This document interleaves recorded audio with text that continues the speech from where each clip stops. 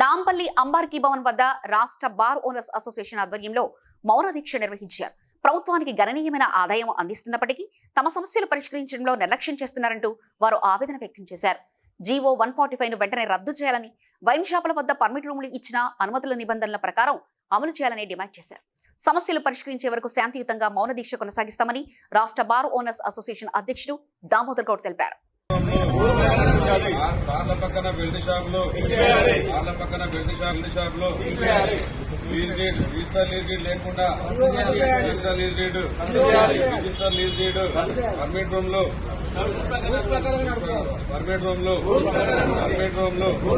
belt షాపులు మా న్యాయమైన సమస్యలను వాళ్ళ యొక్క న్యాయమైన సమస్య